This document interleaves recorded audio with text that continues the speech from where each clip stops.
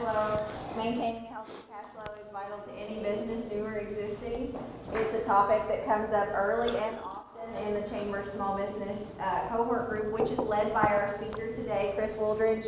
He's the director of the Center for Economic and Entrepreneurial Development at Murray State University. We're very happy that he partners with the Chamber for our small business cohort group and helps us out with seminars like these and one-on-one consultations that happen with local businesses right here at the Chamber too. So today's seminar will be recorded. We want to thank Jeff Pierce with Atomic City. He's a member of our board of directors. He's volunteered his time today to record this seminar. So if there are others that you know that weren't able to come today that you feel would benefit from this discussion, please feel free to share that with them, that this will be available in our Monday e-news and on our website. So I want to thank today's sponsor, the City of Paducah, who agreed to partner with us on this seminar so we could offer it to you today. Melanie Reason, the Business Development Specialist, is here with us. She has some exciting news that has just been told to the city, I think, yesterday. So she's going to share that with you now. Good morning. Good morning. Good morning. I'm so glad to see you all here. I really want to thank you for taking the time to realize how important this is and to take the time to invest in your own business and in your own entrepreneurial development by taking classes like this through the Chamber and continuing your education as an entrepreneur. I do want to say City of Paducah is here to support you. If you ever want to have a one-on-one meeting, I'd love to hear your story, love to check in with you on your business. I'm trying to track them down. And just check in with you and see how things are going in your business. So that is what I do. That's my role, and to see how we can connect you to additional resources. Some of you out there have done that with me before, and I'm happy to meet with you all one-on-one. But overall, the city is here to create a business climate where you can succeed, and so we do that through opportunities like this with the Chamber and with Murray State University. So I will say what she was talking about, the Kentucky League of Cities just announced that Paducah got nominated for City of the Year for our Southside Initiative, which I am the lead on. So it's a great time to live. We're really excited about that, and we're really excited about the way things are going. So enjoy this seminar. If you'd like to ask any questions or shake hands, then I'll be around. Awesome. Thank you, Melanie. Thank you, Carrie, and good morning. Good morning. Thank you.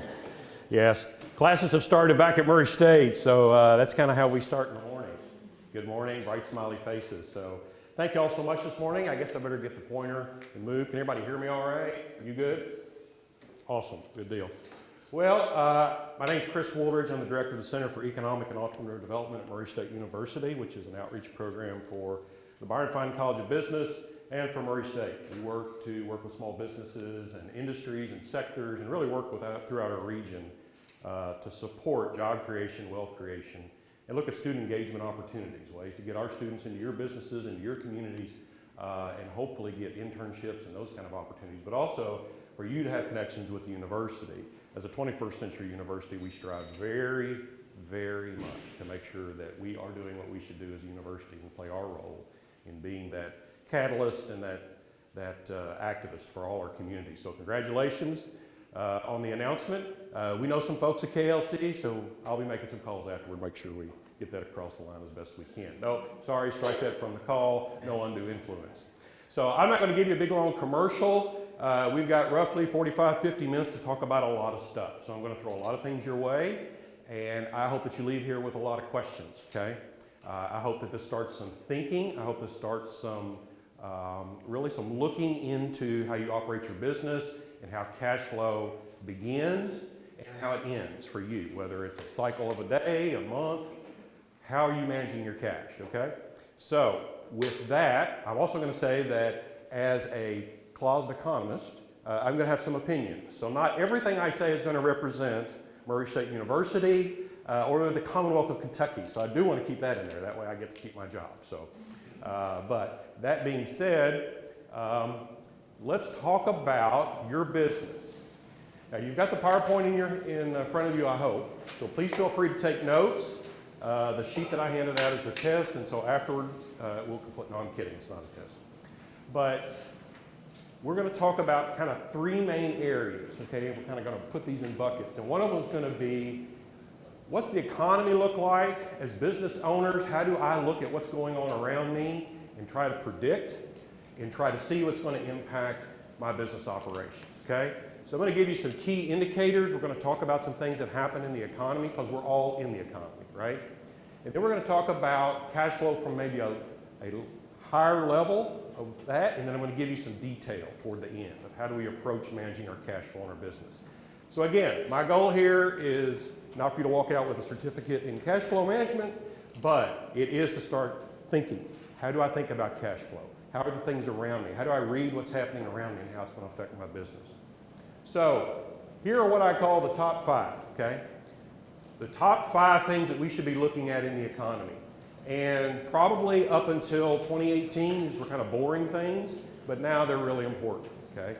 Especially for our businesses. The thing to keep in mind that you are operating in an environment where there are 3 partners, 3 players in the market for buying goods and services, what you sell, okay? There's the consumer, there are other businesses, and there's the government. Those 3 entities are what's operating in the market at any given time. You're competing from a consumer to buy products or services. You're competing with the government who buys products and services. You're competing with other businesses that buy products and services. And so whatever affects all 3 of those worlds, those 3 entities, those 3 sides of the market, okay, are going to affect your business, right? I have businesses that deal only with the government, okay? Their cash flow is based on turning government contracts. I have businesses that work only with businesses, B2B, okay? They don't see a consumer individually. They don't buy individual stuff, right? Business to business. And then I work with businesses that deal only with consumers. They don't touch the government and they don't touch other businesses, okay? And so think about you probably have the same thing. You probably deal with consumers and or city government or county government, maybe state government, and maybe some other businesses. All 3 of those are impacted by these 5, okay? And so from an economic standpoint, I'm always interested in these 5, what's going on. Now these are starting points.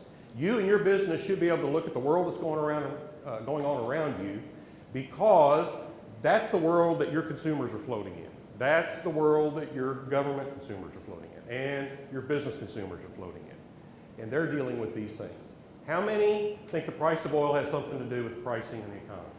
Everybody, right? What's the price of oil? I'm always interested in that because oil is the lifeblood of all economies. It's not going to go away anytime soon.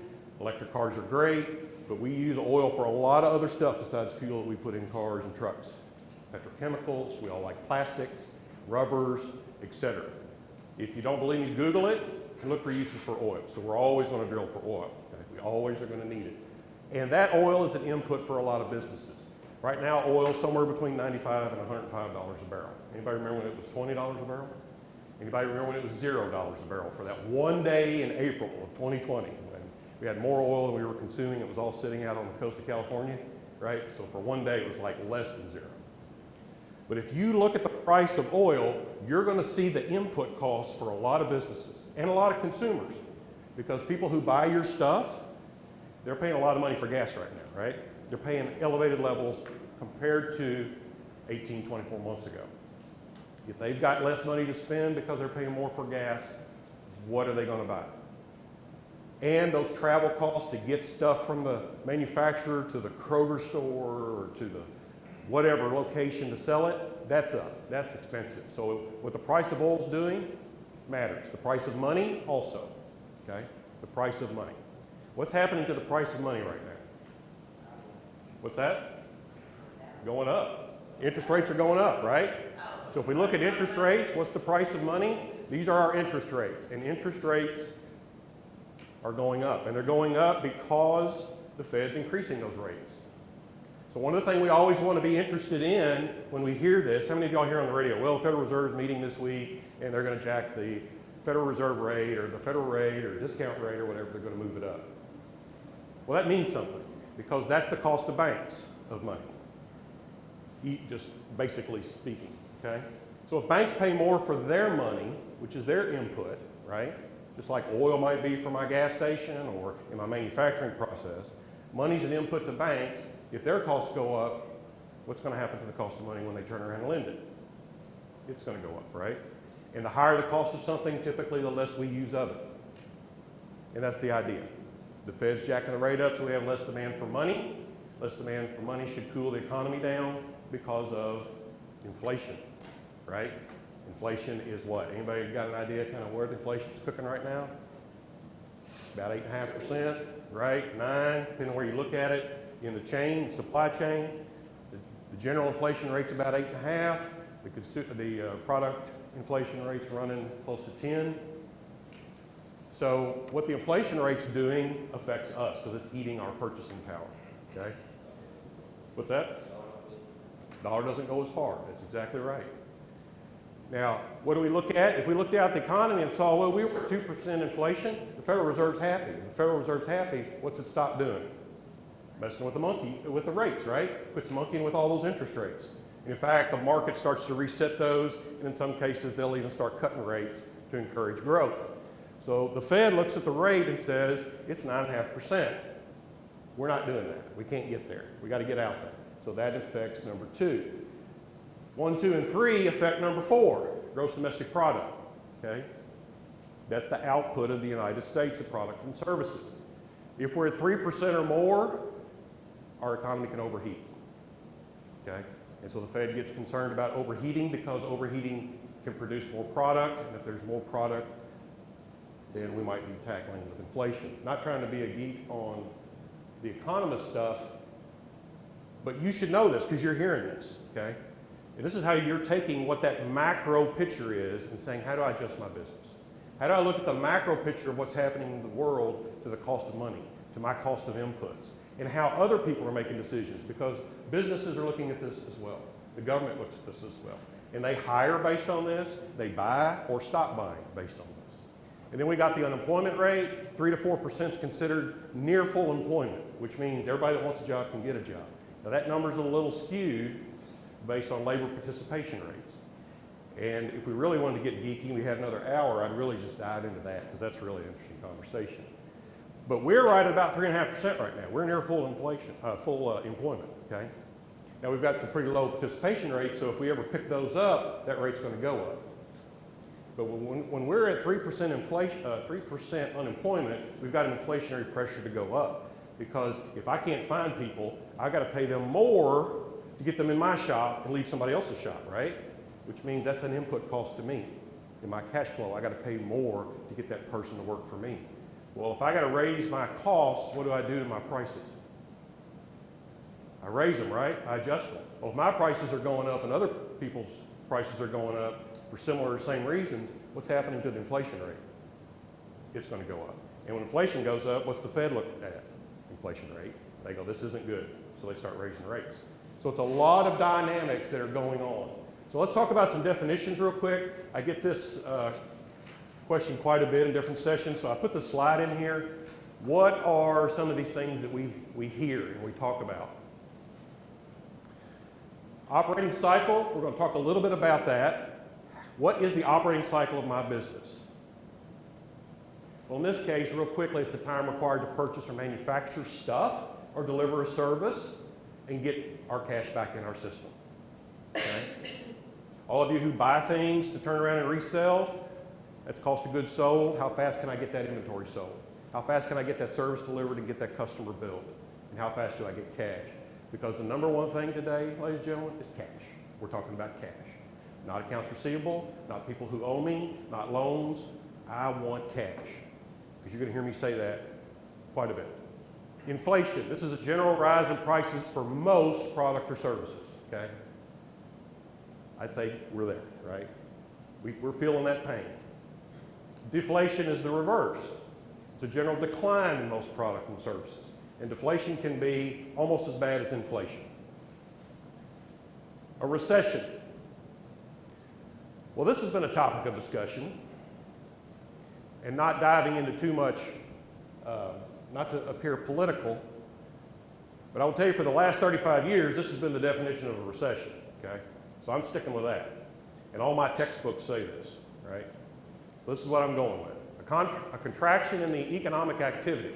It's done for 6 months consecutively. It's declining GDP. So if I have 6 months of consecutive decline in GDP, which is what? GDP is gross domestic product. That's the output of all products and services in the United States. That's the simple definition. If we have a decline, we have a recession. And what do we see? It declines in GDP, generally see declines in real income, employment, savings. We see a lot of things that are triggered or triggering recessions.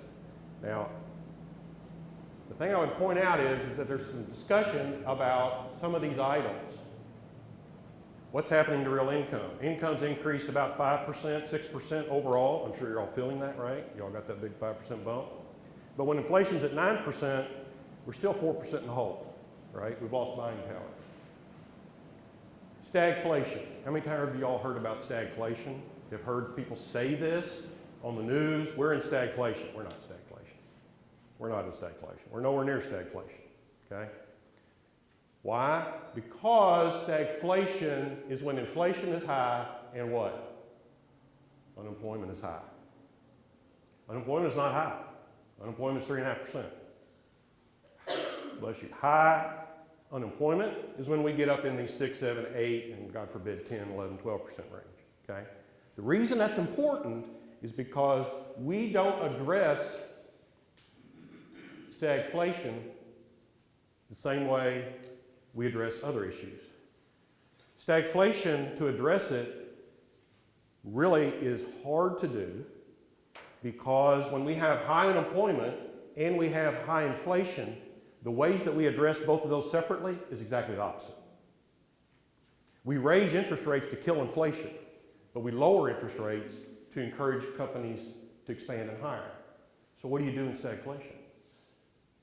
Whichever one you do is going to exasperate the other one. So if you've been around since the early 80s, if you remember the Carter and Reagan years, Reagan walked in and inflation was kicking to 12, 14%. We can't fight both of them, so we got to fight one. So if you remember, interest rates went through the roof. And for 20 months, we cranked up high rates. The Federal Reserve said we're just going to bite the bullet. They took interest rates to nearly 20%, and inflation died because demand fell through the floor. And then after that, we were sitting at 1%, 2%. We were able to hire folks and then go through an expansion. So when you hear stagflation, we're not there. Now, when you see unemployment get up 6, 7%, and if inflation is still up there, if unemployment and inflation are still high, then we've got some problems. That's where we get into some real difficult issues. All right, enough of the economy. The reason I bring that up is so that you can say, well, how do I know how to manage my business? By looking at what's going on around me, the world I have to live in. Keep in mind, consumers, governments, and businesses are buyers of products and services. So, now let's talk about cash. So some of my background as an ex-banker was working with companies that were troubled and worked in turnarounds, fixing broken companies, okay? And many of you who are already in business, you already intuitively know this. Profits are nice, cash flow is mandatory. 80% of the companies that I worked with that were troubled were not managing their cash. They didn't know when money came in and out of their business, and they didn't know how much. And so they saw profits at the end of the year and said, I have a lot of profit. Well, you don't feed kids and pay bills with profits. You feed kids and pay bills with cash, okay? And so what we have to emphasize on is cash, the hard currency that I have access to, not somebody owing me money, okay? That's key, and you have to understand that because I can have a lot of sales and be totally broke, right? Because I don't pay my employees, I don't pay my utility company, I don't pay my bills or my suppliers with sales. I pay it with cash. Sales start that process, but how fast I get from sales to cash is important. Sales do not equal cash. I can't tell you the number of clients I've worked with, and when I was in banking, the business owners that would come in and say, I've got a tremendous amount of sales. My sales keep going up. How come I can't make payroll this week? Well, how often do you collect? And I look at their balance sheet and look at their accounts receivable, it's all bloated up. But everybody owes them money, but they don't have anything to work with, right?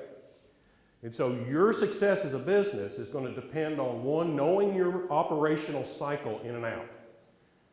And hopefully what we're going to talk about now. in terms of how I identify cash, how do I identify my processes, and how fast do I get paid? Because at the end of the day, I as a business owner want to cut as much time as I can from the time I make a sale to the time I get cash. Because cash allows me to make decisions. A lot of accounts receivable and bills don't. All right, this is really busy, but this is a very kind of generic, general operational cycle. It starts at the top. I obtain cash. Okay? I obtain cash in my business. And what am I going to do with cash? Well, I kind of put a couple of different examples in here. I got a retailer, a servicer, and a manufacturer. So can we all agree that we have to spend money, right, to stay in business? We got to buy stuff, or we got to rent people to do that, or both. Now, the thing to keep in mind is there are only two forms of cash. It's either yours or somebody else's. Okay? So think about that. Every bit of money that you use in your business is either yours or somebody else's. And if you got to use somebody else's, what do you expect to do? Pay for it, right? So there's already a cost just to get somebody else's cash in your business. You got to manage that. You want to keep that down. I'm not sure if this is working or not. Maybe I'm just really bad at pushing the button. So at the very top we have cash.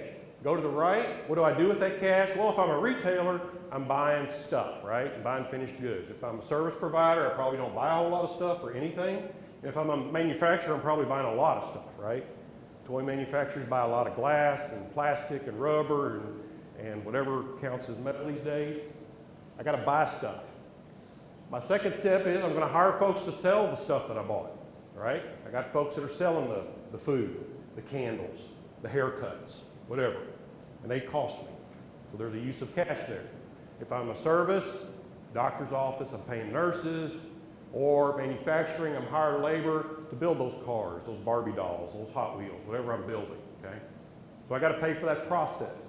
And then at the bottom is where I make what? I get the sale. Sell product or service to some customer. And I got three customers, right? My consumer, the government, or another business.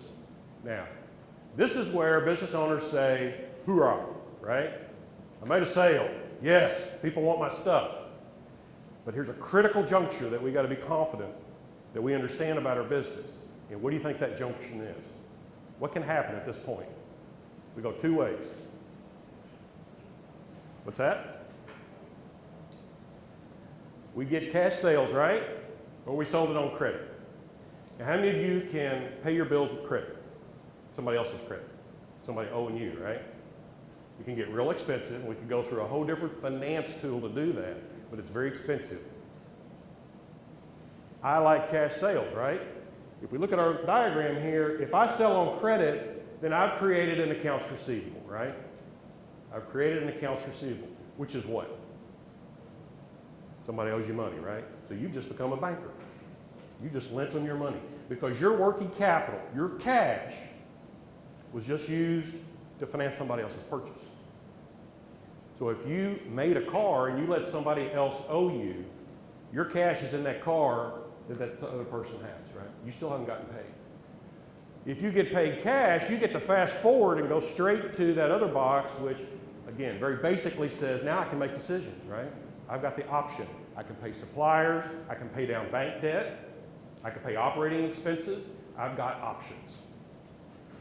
What options do I have if I'm sitting in this box here where it says collect accounts receivable? What are my options there? Wait, time, exactly right. And what does time cost us in business? Money, right? Because I can't make decisions. So I can't reduce debt that costs me money because I'm borrowing somebody else's money, and somebody else's money always is costing me for as long as I have it. So I want to get to cash as quick as I can because then I get to do, as I mentioned up here in my other box, I get to disperse excess cash or I get to accumulate cash in my business. So I start to build cash reserves to pay payroll, to pay bills, whenever those are. Monthly, weekly, whatever. I can use it in my operation, And I can also use it to do what? Get back up here to the top part where it says obtain cash. If I'm using it from the yellow box here on the left, if I'm using cash from that, whose money am I using? Mine, exactly. So now I'm using my money. I'm not using somebody else's money. So I'm not having to pay somebody else to get their money. So the idea here is how much cash do I get and how much margin do I have in that upper left box before I get the cash? Because that margin is what I've got the opportunity to accumulate reserves, pay other bills, and put back in my business. Okay? So that's kind of the operational cycle. I would offer you the suggestion that you should understand this for yourself. Okay? Think about how this works in your world. And I would like for you to also think about how much do I do in credit sales and how much do I do in credit sales. Now, some of you may do zero in credit sales, right? You probably don't do a lot of credit sales to consumers, right? Some of you may do credit sales all the time because you deal with the government, right? Or you deal with Walmart, Stuff Mart. And Stuff Mart pays when Stuff Mart wants to, right? So all this from here to here is time. It's timing. When do I get paid? Because when I got cash, I can make decisions. Decisions can either make me money or save me money, right? And every decision in business should have that as one of the metrics. Is it making me money or is it saving me money? If it's not doing one of those two things, why am I doing it? What's it doing for me? Okay. Any quick questions? We've got about 30 more minutes. I do want to leave time for questions at the end. Some of your heads are kind of like, ooh, what are we doing? Ooh. Everybody's doing good? Holding on? Need a donut? Coffee? All right. So, businesses that have failed and businesses that I've worked with over the years and turning around, companies that I have fixed, clients that I work with now, number one skill, this is where they fail. 80% of businesses fail because of this. They don't know how to manage their cash. They got sales all day long, but they got no cash, right? They can't make decisions, they can't pay their bills, they can't pay their suppliers quit shipping stuff to them, and all of a sudden, they start down this spiral. No sales, no cash, can't buy more stuff, no sales, no cash, can't buy more stuff, and they close. If you understand this, this is one of the top important skill sets for a business owner, is managing cash.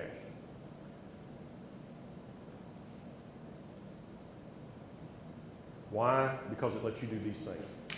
You need to understand. Understanding your cash flow lets you understand things that help you make better decisions.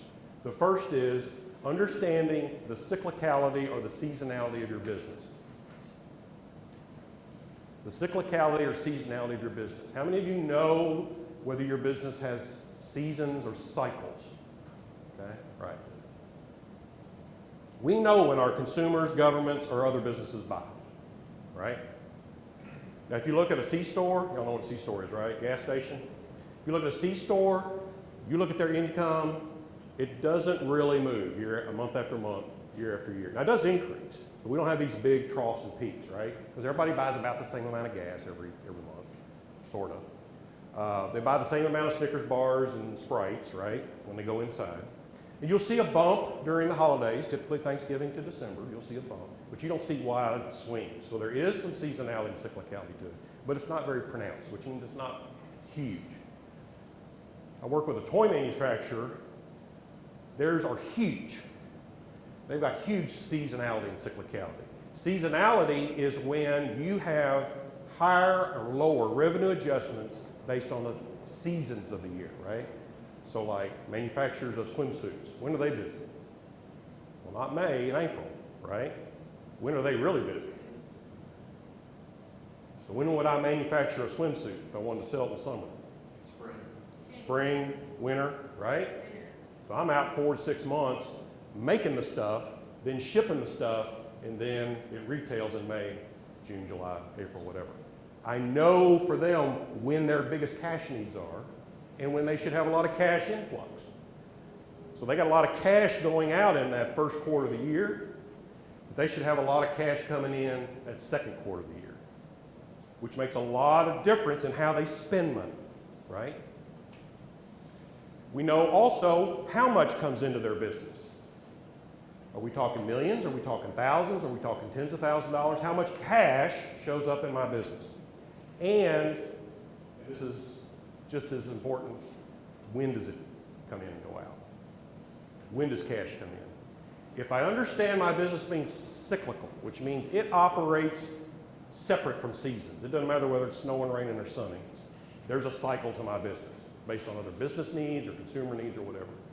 Or I might understand the seasonality of my business. It's based on whatever is pouring snow or the sun is shining. But the idea is that if I understand that, then I know when cash is going to come into my business and when cash is going to go out of my business. And that's pretty key to know. So if I understand number one, I'm going to understand number two and number three, and I'm going to make good decisions. Because I'm not going to have to try to spend a lot of money when I don't have cash. Because if I'm not using my cash, whose cash am I using? Somebody else's, and somebody else costs me money. So really what I want to do is spend my cash when I have cash, because that saves me money. So that's why that's important. Now, you can turn over your sheet, because I know you all have better eyesight than I do, but I knew if I went with that, you would like, okay, seminar's over, I'm getting coffee. Now, this is really busy, and we're going to take just a few minutes to walk through this. But before we do that, has everybody got a sheet, by the way? I want you to think about this first. How many of y'all have a checking account? You don't have to raise your hand, but think about your checking account. Okay? Each month, do you have a good idea of how much money is going to show up in that checking account? Let's just assume that we've got a checking account and I get a direct deposit once a month. Okay? Let's just say that. So if that's my checking account and you all are in my checking account, you kind of know when cash is going to show up, right? First of the month. And I have a salary, so I know about how much should show up every month, right? So I already know how much and when, okay? Now, during that month, I've got expenses that are going to come out every month, right? That I know about. So house payment, car payment. I know that's a given every month. And so I don't schedule those at the end of the month. I schedule those in the middle of the month for enough time for cash to come in, for everything to post, and then I have an automatic draft that takes out those amounts I know are going to happen every month. That's cash flow. Cash came in, cash went out. I know when and how much. Then I've got expenses that I know are going to happen, but I don't know how much they're going to be, right? Like utilities, groceries, but I have a pretty good idea, right? And if it's Thanksgiving, my food bill is probably going to be a little bit higher than it is in the middle of June. So I've got some idea of what's going to happen, but I can budget for that. Again, I know about how much and about when I'm going to use it. Then there are expenses that I have regularly that I know how much they're going to be, but I don't have them every month. Okay? Like car insurance. I pay car insurance every quarter. Well, that's every 3 months. So I know that in the third month, every third month, I'm going to have an automatic draft that's going to come out of my checking account for an exact amount. I can plan for that. I know how much is coming out of my account. Then there's the stuff that I had no idea was going to happen, right? Like hit the pothole in Lone Oak and blow out the right front tire. Because tires are cheap, right? No, they're not, because it's rubber and oil, and that's all prices are up, and a tire went from $50 to $250. Obviously, that's an exaggeration, but the things happen that we don't know are going to happen. But we can plan for something with the contingency fund, right? We can build a savings account into my, so I can have a draft that comes out of my savings account, out of my checking account and go into my savings account and build reserve for stuff I don't know.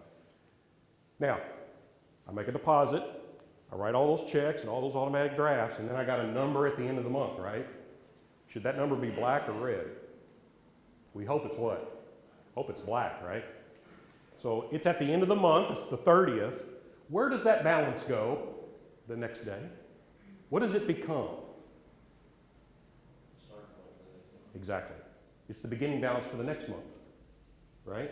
And so hopefully I've got a little bit of black money to hang on, not red money. And so that black money becomes the beginning balance. And then what gets added to it the first of the month? What? My income, right? I know I got a deposit coming in. Cash went in. Now this is the month I got to pay insurance, right? So I know that another $250, $300, or if you have kids like me, $700. No, I'm kidding. It's going to go out in auto insurance, right? But I know that. I knew that. So I know that whatever carries over to that next month, plus what's coming in that month, it better be enough there to cover those other things, right? Because if not, what happens at that beginning, what's that ending balance potentially going to look like? Is it going to be black or red if I don't plan? It's red, right? And what happens to that red balance? It doesn't go away. What does it do? It's the beginning balance for the next month. And if it's red, I got a hole to fill. Because that money that comes in from that third paycheck, it's going to have to clear out that negative red, right? And if it's a big negative red, it's going to eat up a whole lot of that deposit. And that month I have cash going out as well, house payment, car payment, etc. Now, this is where businesses lose it, okay? This is where most of them start to drift on cash flow. They don't know they're carrying over a negative balance because they're not managing their cash. Because what do they see? Well, next month we're going to have sales. Well, that's great. What did last month look like? Well, I don't know. They paid all the checks. I pay the bank surcharge for overdrafts. Well, that's great. That's another expense you just paid. But it didn't go away, right? The bank didn't put that money in there to cover you forever. You still have to make that deposit, right? You still have to make that. And that's where we lose it. We forget that. Now, if that negative balance is not cleared, or we don't put enough cash in to cover that, the next month it gets what? Bigger. And so every month we're carrying over a bigger, getting bigger red. And you know when businesses figure that out in some cases? Hi, we don't have any money in your checking account to pay your employees this week. I can't tell you the number of times I've seen businesses come in and go, I need some money. We got all kinds of sales, but I don't have any money and the bank's not going to cover this check. And then you get in and you start doing the math and it's like, holy cow, you know you're carrying over a deficit? If you understand that, which I know you do, right? Everybody can do that math. It's the exact same thing for your business. It's the exact same premise. Think about what each month looks like. Each month's going to have certain expenses that are going to happen the same amount, the same time every month. And you're going to have expenses that you can kind of sort of plan for that don't happen every month. The idea here, the beauty of this cash flow projection budgeting, if you want to call it that, is that I can sit down and plan based on when money comes in and goes out of my business. And it's that simple. If you look at your sheet, down at the bottom, you see at the end of January, what do we have? We're in the red, right? $342, okay? I had sales across the top. Please light up. What am I doing wrong? No. Yeah. Good point. See, that's why you're all smarter than me. You got that. If you look up at the top where it says cash in, cash on hand, cash from sales, cash from accounts receivable, where does it say sales? It doesn't. It doesn't. Because we don't count sales. We count cash. Show me the money, right? As in count the money. Y'all remember that from, what was that? Yeah, count the money. Show me the money, count the money. Now, if I'm selling a breakfast, right? I come to your place and I get eggs and bacon, coffee. Is your store open? I'm gonna have to go there after this. Yeah, I'm gonna have to go eat some breakfast. I've gotten hungry all of a sudden. When do I pay you? Right then, right? No time, right? Within an hour, okay? So you got cash. You get to fast forward, and if I bought it today in January, if today's January, the month of January, you get paid, it goes on that account, right? Who has accounts receivable? Who sells to the government or does businesses, okay? So if I buy your product or service today, when will I get billed? 2 weeks, okay? And then how long have I got to pay it? Due on receipt. Due on receipt. Mwah. Awesome. What if she gave me 30 days? How long do you think it's going to? 30. Yeah, exactly, baby. Well, for you. It's in the mail. It's on its way. My credit card's been hacked. Yeah, right. Third time this month. But you didn't get cash, did you? And if you give me 30 days, I'm riding that 30 days because that's cash in my business that I get to use before I send it out to you. So when are you going to count that cash? The day today we sold it? Or are you going to count it when you actually get cash? When it hits your account. That's exactly right, when I have cash. Now, if he's giving me 30 days or 45 days, and the sale happened here, when am I going to get cash? See, I might record sales in my accounting world, that yes, I made a sale in January. Well, that's awesome. But from a cash standpoint, when did I get it? The following month. Unless I'm the government, I can't spend cash I don't have, right? That's my opinion, by the way, sorry. That's my statement, not Murray State's. But you can't either. And I really can't either without taking on debt. So I can't spend money I don't have. I can't spend cash I don't have. So every month you see across the top cash on hand, which is the carryover from the previous month, our checking account example. Cash from sales, so when I pay him for my wonderful breakfast, he's going to immediately count that. And if he's dealing with a government, maybe he's got the city of Paducah has done a great, wonderful catering to celebrate the City of the World designation by Kentucky League of Cities. He's probably going to give the city of Paducah 30 days to pay it. Let's just go with that. So he's not going to count any cash that month. He's going to cash it. He's going to count that cash when the city of Paducah cuts the check, and Melanie personally delivers it with a big thank you. All your cash in is what you've got to spend for this month. So you total up all the cash sales, all the money you got from previous sales that paid in January, you got cash. And then if you got to kick some money in because you know you're going to have to put some money in to cover all the expenses this month, it would go in there. You total it up, that's all the cash that's in. That's cash in, not sales, not want to pay you, not checks in the mail, not accounts receivable. It's all green. It's all cash. Because that's the cash that you can spend for the next month. And if you look down through the list there, you'll see wages, advertising, automobile expenses, etc. Those are all the things that you've got to pay that month. Now here's the key. I don't take my personal auto insurance for the year and divide it by 12 and stick it in there when I budget this, right? Because that's not how I pay it. How do I pay it? Quarterly. Time matters. Because I may not have the money in there the first 2 months, by choice or not choice. But that third month is when the cash goes out.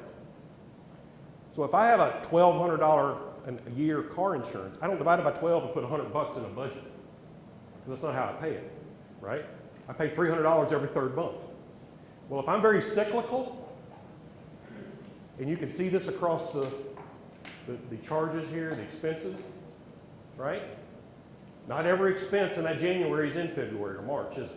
Some are different, and some just aren't there. For your businesses, how many of y'all pay workman's comp monthly? How many of y'all pay workman's comp quarterly, semi-annually, or even annually? If I don't have to pay my annual workman's comp this month, I pay it 3 months from now. Well, I'm not going to count that cash now because it's not going out now. But I better darn well have it in 3 months, 6 months, whatever the time is. So you get to go and plan out your month, right? You get to plan out your year. And if you've been in business, you get to cheat because you get to go back and look at last year and say, how much cash did we collect in January of last year? What checks did we write? How much cash went out in January of last year? Fill that in, there's your number. Now, if you want to do this forward-looking, where you budget it, you've already got last year to look at, right? Now, I can tell you this business is not cyclical. That's a double negative, isn't it? How can I tell that by looking at this? that this business is not a convenience store and it's not cyclical. I mean that it's not flatline.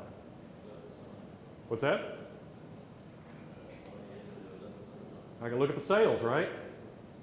And if I look at sales, what do I see? In January, I got cash 25,000, next month 35, next month April 45,000, 50,000, 60,000, 80,000, 82, 90. So this business goes from a trough in January to a peak in what month? August. And then what does it do? Goes back down. September, 65, next month 35. We get a blip in November and another little bit of a blip in December. So they've got some possible seasonality from Christmas sales, November. I don't know what this is. I could pull that NAICS code and look and see, because there's a little NAICS code up there on the left, and it'll tell me what industry business this is. But I already know that it has a trough starting the year out. It builds sales up until August, and then after August it drops off with a blip during the holiday season.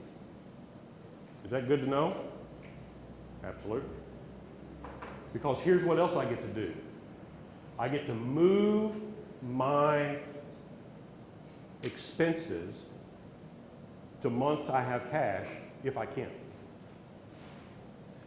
So if I talk to my insurance agent and I've got a workman's compensation policy, I'm going to say, you know what, Mr. or Mrs. Agent, January's probably not a good time for me to have my workman's compensation bill show up, right?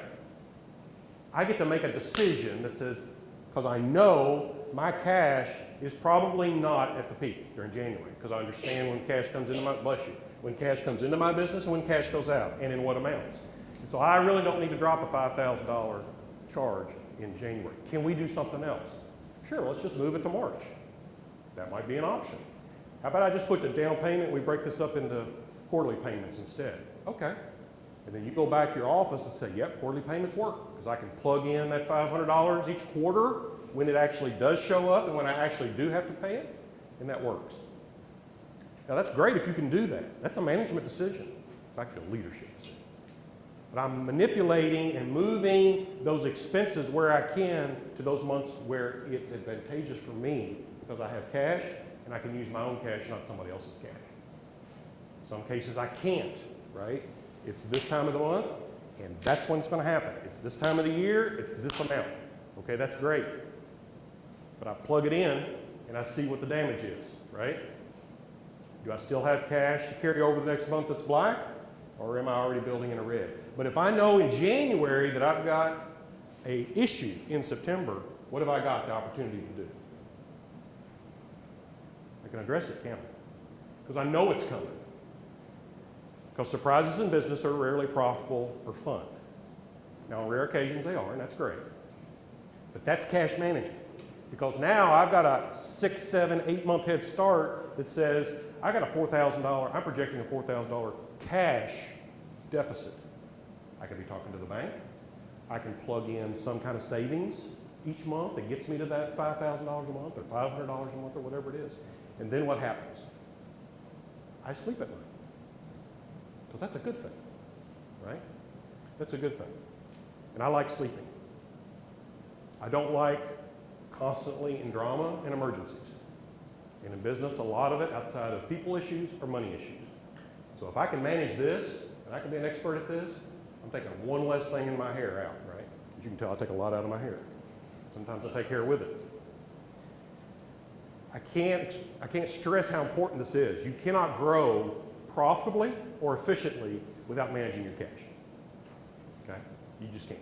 Because what happens is, I'll tell you what I've seen as an ex-banker, as a consultant, is businesses that have a lot of sales, they can hide a lot of not being able to collect money, or the cash flow is so large that it covers where they're bleeding out cash. And then when times get tough, what happens? Those sales drop, but the cash flow doesn't. The needs don't. The outflows don't. And then they go under.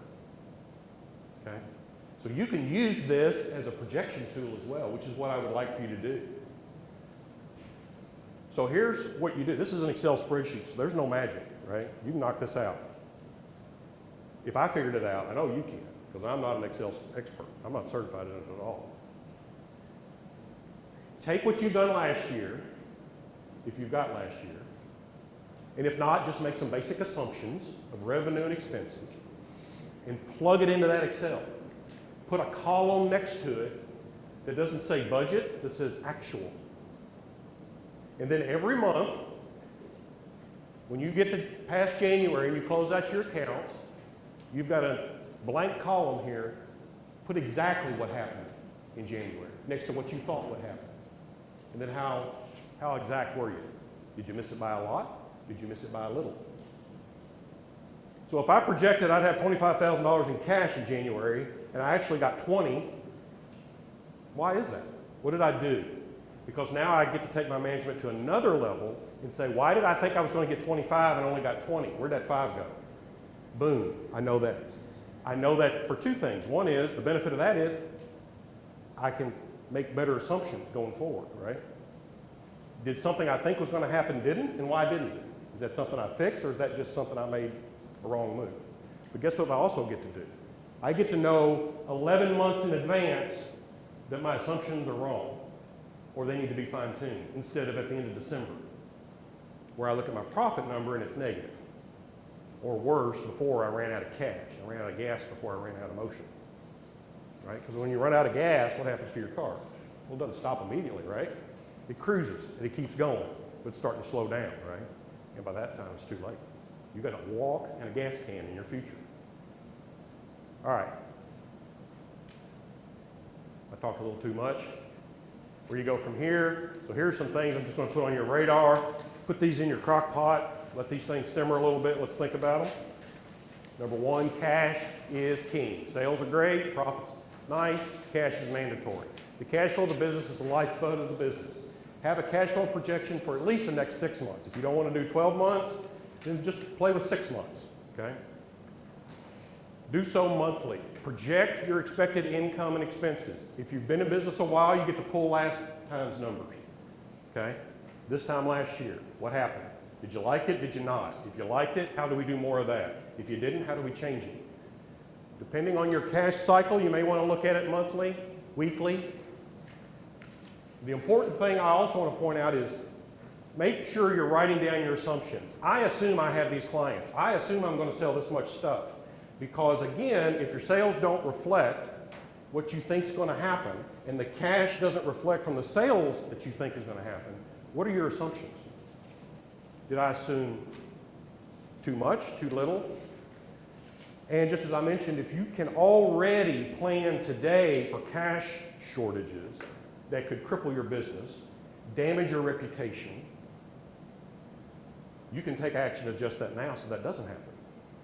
You get to react and be proactive in your reaction. Because you're going to react to what you see on the paper, but you're going to proact, right? You're going to be proactive in saying, 8 months from now, I've got a cash shortage, I need to adjust it. With drastic changes in business revenue, now's the time to determine your cash flow. I'm going to let you read that. But that's where we are. This slide comes out of a COVID presentation that I put on a lot of times. And we're kind of back in the stormy seas again, right? Only this time it's not viral. It's Ukrainian war.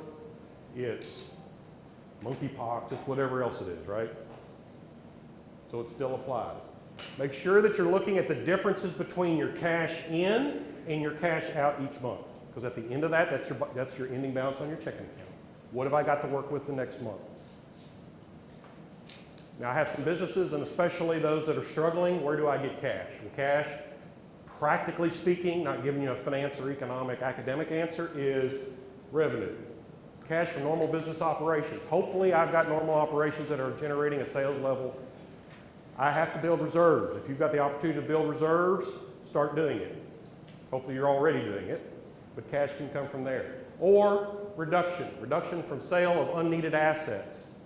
I do this a lot with turnaround companies, where I've got companies that have invested in things like airplanes and boats and other toys. Is there stuff on your balance sheet that isn't making you money? If you've got an asset listed on your balance sheet and it is not contributing to sales, it is not saving you money or making you money, sell it. You don't need it, okay? Sell it to the owner. Let him or her drive that car instead of the business own it.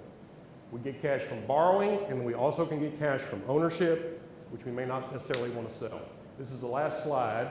We'll leave a little time for questions. Sorry, not a whole lot.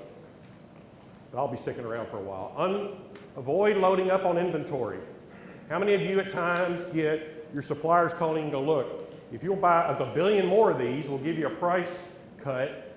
They're trying to unload inventory because it's costing them money. They want you to take that inventory. I had an HVAC client I worked with years ago, and he came to me and said, look, I need $1 million line of credit. I'm like, dude, what? You need $1 million line of credit? Why? Because I can buy all of these HVAC air conditioning units. Well, that's great, but how many do you sell? Well, this was actually more than he sells in 2 years.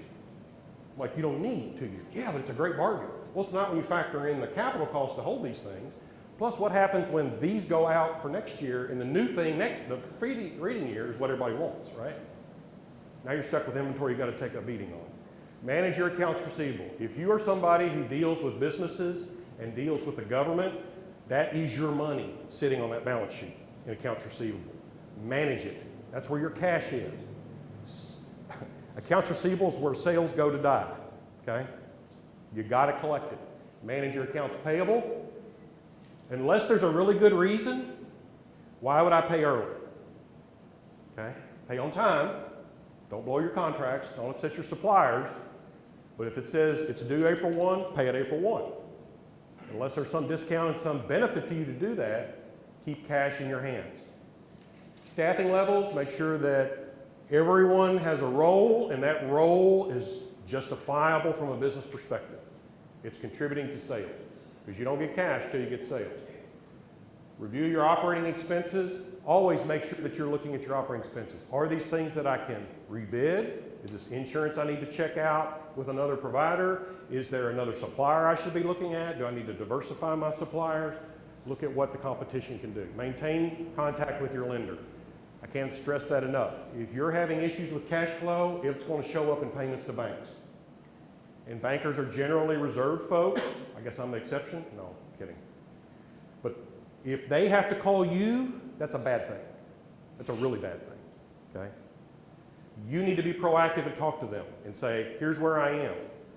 Because that banker doesn't know anything except what they see that you send them, like financial statements, and what they hear, what they read, and what you tell them. So tell them your story. Don't let them build a story in the vacuum of information. And then maintain contact with your other providers and your suppliers. That trust is super important. And I think we've gone through a couple of times in the last 36 months where that's really important. So I meant to leave a little bit of time for questions. It's right at 9:30, so we're going to wrap this up. I'm going to be around. If anybody wants to stick around for questions and can stay, that's fine. Again, this is to let you start viewing cash differently. For some of you, this may not be new information. You may be already doing this. For some of you, that disconnect between sales and cash, that has to happen. That conversation has to happen. So I'm happy to come back and do any more information that you want. If you want to walk through some of these at some time, I'll talk to Carrie. Melanie's got all the money the city of Paducah has, so she can help sponsor. I'm kidding. But I'm happy to walk you through that. So with that, we're going to wrap up. Thank you very much. And again, we'll stay after for any questions y'all have. Thank you.